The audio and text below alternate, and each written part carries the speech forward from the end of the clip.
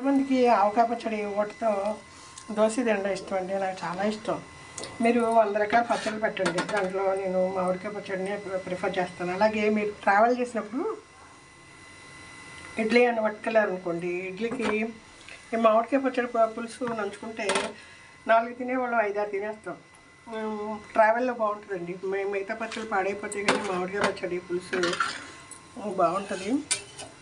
నేను దోశలు వేడిగా ఉన్నప్పుడే తినబుద్ధి వస్తుంది. ఒకటి తినేప్పుడు పిల్లి గుర్తొచ్చింది, ఎదురుగా కూర్చుని ఉంది. సరే వెళ్ళి దానికి కొంచెం వేసి వచ్చాను. మనం తినేప్పుడు అండి ఏదో ఒక జంతువుకి షేర్ ఇచ్చామనుకోండి, సాటిస్ఫాక్షన్గా ఉంటుంది.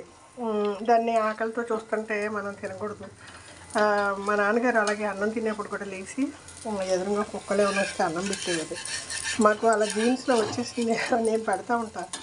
నేను తినకపోయినా ముందు తీసుకెళ్ళి దానికి భోజనం ఇచ్చి తింటా అండి. అలా తినడం వల్ల అంటే మనం వెయిట్ చాలా తగ్గుతుందండి. మనం తినే భోజనంలో ఎవరికొకరికి షేర్ చేసాం అనుకోండి, ఆ వెయిట్ మనం అనుకోకుండా ఎక్సర్సైజ్ చేయకుండా తగ్గినట్టే అండి.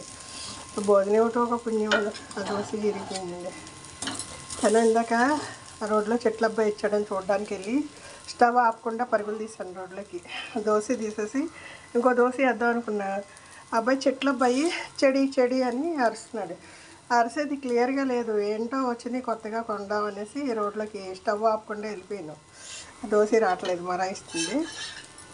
ఇదండి, మనం బయటికి వెళ్ళినప్పుడు గమనంగా ముందు స్టవ్ ఆపేయాలండి. తర్వాత వస్తే ఏం పాలేదు. అలాగే మర్చిపోయి వెళ్ళిపోయాం అనుకోండి, గ్యాసు, తర్వాత ఫైరు, దోశ పెనం పాడైపోతుంది.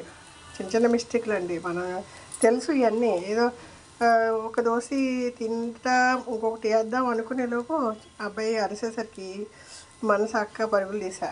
అది ఇక్కడ దోశ పెనం మొరాయిస్తుందండి.